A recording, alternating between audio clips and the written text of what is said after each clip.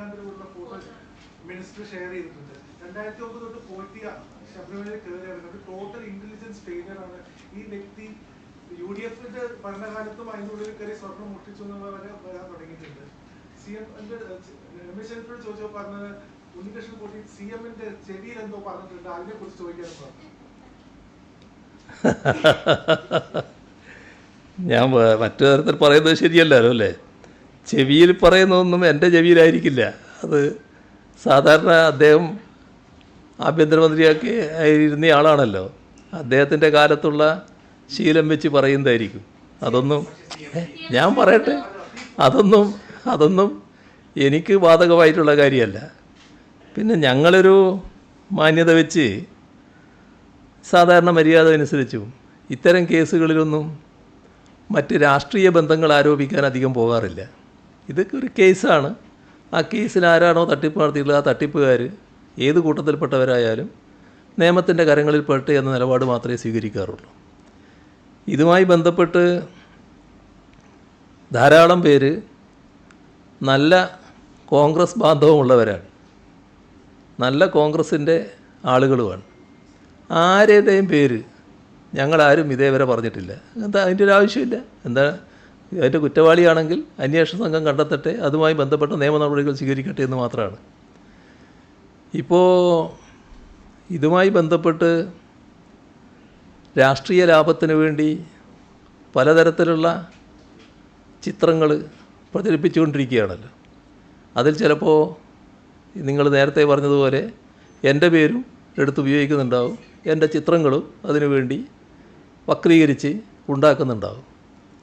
ഇപ്പോൾ ശബരിമല വിഷയത്തിൽ കക്ഷി രാഷ്ട്രീയം കാണാതെ നിലപാടുകൾ ഞങ്ങൾ സ്വീകരിച്ചപ്പോൾ ഇവർ നല്ല രീതിയിലും ഏതെല്ലാം തരത്തിൽ LDF-നെ ഞങ്ങളെ മോശക്കാരായി ചിത്രീകരിക്കാൻ പറ്റുമോ അതിനുള്ള ശ്രമമാണ് നടത്തിക്കൊണ്ടിരിക്കുന്നത്. അതിൻ്റെ ഭാഗമായി വലിയ തോതിൽ മുദ്രാവാക്യങ്ങൾ, പാട്ടുകൾ, പിന്നെ സഖാക്കളെ കള്ളന്മാരെന്ന് വിളിക്കൽ, ഇങ്ങനെയെല്ലാമുള്ള പലതും നടക്കുകയാണ്. ഇവിടെ ചില കാര്യങ്ങൾ വ്യക്തതയുണ്ടാക്കുന്നത് നല്ലതാണെന്നാണ് തോന്നുന്നത്. ഇതൊന്നും പറയാൻ പറ്റുന്നതല്ല, എന്നാലും പറയാതിരിക്കാൻ പറ്റില്ലല്ലോ. ഇങ്ങനെ പറയിക്കലാണോ നമ്മുടെ പഴയ ആഭ്യന്തരമന്ത്രി ഉദ്ദേശിച്ചതെന്നൊന്നും എനിക്കറിയില്ല കേട്ടോ. ഏതായാലും ചില കാര്യങ്ങൾ ഞാൻ പറയുകയാണ്, അദ്ദേഹവും കൂടി താല്പര്യപ്പെടുന്ന കാര്യമായതുകൊണ്ട് പറയുന്നതാണ് നല്ലതെന്നാണ് തോന്നുന്നത്. ഇപ്പോൾ സ്വർണ്ണക്കള്ള കേസിൽ അറസ്റ്റിലായ ഉണ്ണികൃഷ്ണൻ പോറ്റി, ഈ പോറ്റി സ്വർണം വിറ്റു എന്ന് ഇപ്പോൾ കണ്ടെത്തിയിട്ടുള്ള ഗോവർദ്ധൻ, അയാൾ ബല്ലാരി സ്വദേശിയായ വ്യാപാരിയാണല്ലോ. ഇവർ രണ്ടാളും സോണിയാഗാന്ധിയുമായി ഒപ്പം നിൽക്കുന്ന ചിത്രമാണ് പുറത്തു വന്നിട്ടുള്ളത്. ഒരു ചിത്രത്തിൽ ഗോവർദ്ധൻ എന്ന ഈ കേസിലെ പ്രതിയിൽ നിന്ന് സോണിയാഗാന്ധി ഉപഹാരം സ്വീകരിക്കുന്ന നിലയിലാണ് ചിത്രം വന്നിട്ടുള്ളത്. രണ്ടാമത്തെ ചിത്രത്തിൽ ഈ ഉണ്ണികൃഷ്ണൻ പോറ്റി, ഈ കേസിലെ പ്രതിയായ ഉണ്ണികൃഷ്ണൻ പോറ്റി സോണിയാഗാന്ധിയുടെ കയ്യിൽ എന്തോ കെട്ടിക്കൊടുക്കുന്ന ചിത്രമാണുള്ളത്. അതിൻ്റെ കൂട്ടത്തിൽ തന്നെ ശബരിമല ഉൾക്കൊള്ളുന്ന പത്തനംതിട്ട MP ആൻ്റോ ആൻ്റണി, പത്തനംതിട്ട ജില്ലക്കാരനും നിലവിൽ ആറ്റിങ്ങൽ MP-യുമായ അടൂർ പ്രകാശ്, അവർ സോണിയാഗാന്ധിയുടെ ഒപ്പമുണ്ട് എന്തായാലും. ഇതിൽ സോണിയാഗാന്ധി രാജ്യത്തെ തന്ത്രപ്രധാന സുരക്ഷയുള്ള ഏതാനും ചിലരിൽ ഒരാളാണ്. അവരുടെ അപ്പോയിൻമെൻറ്റ് ലഭിക്കാനുള്ള കാലതാമസത്തെപ്പറ്റി ഒരുപാട് കോൺഗ്രസ് നേതാക്കൾ തന്നെ പരാതി പറഞ്ഞിട്ടുണ്ട്.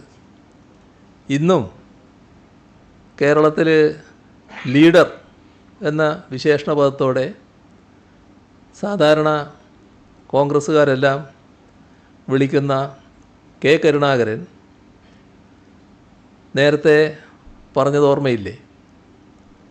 2003 അപ്പോയിൻമെൻറ്റ് ലഭിക്കാതെ കേരള ഹൗസിൽ കെ കരുണാകരൻ താമസിക്കേണ്ടി വന്നു.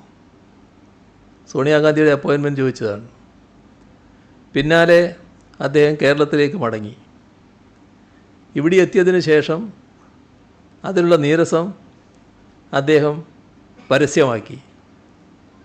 നിങ്ങൾ ചിലരൊക്കെ ആ കാലത്തും ഈ പ്രവർത്തനം നടത്തുന്നവരാണല്ലോ, നിങ്ങൾക്കറിയാവുന്നതായിരിക്കുമല്ലോ അത്. ഇപ്പോൾ കോൺഗ്രസ്സിലല്ല, നേരത്തെ ആസാം മുഖ്യമന്ത്രിയും പഴയ കോൺഗ്രസ് നേതാവ് ഹിമന്ത ബിശ്വ ശർമ്മ ഇതേ ഗാന്ധി കുടുംബത്തിൻ്റെ അപ്പോയിൻമെൻറ്റിന് വേണ്ടി ശ്രമിച്ചു, ലഭിച്ചില്ല. അദ്ദേഹം ആ നീരസത്തിൻ്റെ ഭാഗമായി BJPയിൽ ചേർന്നുവെന്ന് അദ്ദേഹം തന്നെ പിന്നീട് വെളിപ്പെടുത്തുന്ന സ്ഥിതിയുണ്ടായി. അരുണാചൽ പ്രദേശിലെ കോൺഗ്രസ്സിലെ നിയമസഭാ കക്ഷി മുഴുവനായിട്ട് തന്നെ BJP ആയി മാറി.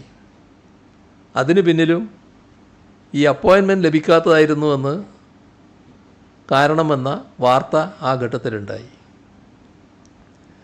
ഇത് ഞാൻ പറയുന്നത് രാജ്യത്തെ മുൻനിര കോൺഗ്രസ് നേതാക്കൾക്ക് പോലും അപ്പോയിൻമെൻറ്റ് ലഭിക്കൽ എളുപ്പമല്ല, സോണിയാഗാന്ധിയുമായുള്ള അപ്പോയിൻമെൻറ്റ് ലഭിക്കൽ. അങ്ങനെയുള്ള സോണിയാഗാന്ധിയുമായുള്ള അപ്പോയിൻമെൻറ്റ് എങ്ങനെ ഈ സ്വർണ്ണക്കേസിലെ പ്രതികൾക്ക് ലഭിച്ചു? പെട്ടെന്ന് കയറി ചെല്ലാൻ പറ്റുന്നതല്ലല്ലോ. നമ്മുടെ ഇവിടെ മുന്നിലുള്ള നമ്മുടെ ഈ പത്രസമ്മേളനം നടത്തുന്ന ഇതിൻ്റെ ഹാളിൻ്റെ നേരെ മുന്നിൽ ഉള്ള പോർട്ടിക്കോ ഇല്ലേ, ആ പോർട്ടിക്കോയിൽ വെച്ചായിരുന്നു ഒരു ആംബുലൻസ് ഉദ്ഘാടനം നടന്നത്. ഒരു കൂട്ടർ ശബരിമലക്ക് കൊടുക്കുന്ന ആംബുലൻസ്. ആ ആംബുലൻസ് ഉദ്ഘാടന ചടങ്ങിലാണ് ഈ പറയുന്ന പോറ്റി ആ ആൾക്കൂട്ടത്തിൽ ഉണ്ടായി എന്ന് പറഞ്ഞിട്ട്, എൻ്റെ അടുത്ത് ഉണ്ടായി എന്ന് പറഞ്ഞിട്ടുള്ള പ്രചരണം നടത്തുന്നത്. അതുപോലെയല്ലല്ലോ ഇത്. അത് ഏകദേശം ഒരു പബ്ലിക് ഫംഗ്ഷനാണല്ലോ ഇത്. അതുപോലെയല്ല ഈ ചടങ്ങിനെ നാം കാണേണ്ടത്. സോണിയാഗാന്ധിയുടെ അടുത്തെത്തലും കൈക്ക് ഇത് കെട്ടിക്കൊടുക്കലും ഒക്കെ ഇവർക്കെങ്ങനെ നടത്താൻ കഴിയുന്നു എന്നുള്ളതാണ് നോക്കേണ്ടത്. സോണിയാഗാന്ധിയുടെ വസതിയിൽ ഇവരെയും വിളിച്ചു കൊണ്ടുപോകാൻ മാത്രം അടൂർ പ്രകാശനും ആൻറ്റോ ആൻ്റണിക്കും എന്ത് തരം ബന്ധമാണ് ഇവരുമായിട്ടുള്ളത്? ഈ പോറ്റിയുമായും ഗോവർദ്ധനുമായും എന്ത് തരം ബന്ധമാണ് അവർക്കുള്ളത് എന്ന് അവരല്ലേ വ്യക്തമാക്കേണ്ടത്. UDF ഭരണകാലത്തെ ശബരിമലയിൽ നടന്ന പ്രധാനപ്പെട്ട ചടങ്ങുകളിൽ ഈ പോറ്റിയും ഗോവർദ്ധനും എങ്ങനെയാണ് പ്രധാന പങ്കാളികളായത്? അതും പ്രതിപക്ഷ നേതാവും മുൻ പ്രതിപക്ഷ നേതാവും ജനങ്ങളോട് പറയേണ്ട കാര്യമാണ്. ഇതൊക്കെ മറച്ചു വെച്ചുകൊണ്ട് മറ്റു പ്രചരണം നടത്തുന്നതിന് വലിയ അർത്ഥമുണ്ടോ? ഞങ്ങളിതൊന്നും പറയാൻ ഉദ്ദേശിച്ച കാര്യമല്ല, പക്ഷേ ഇതൊക്കെയാണ് വസ്തുതകൾ എന്നുള്ളത് നമ്മൾ കാണണം. അതാണ് എനിക്ക് പറയാനുള്ളത്.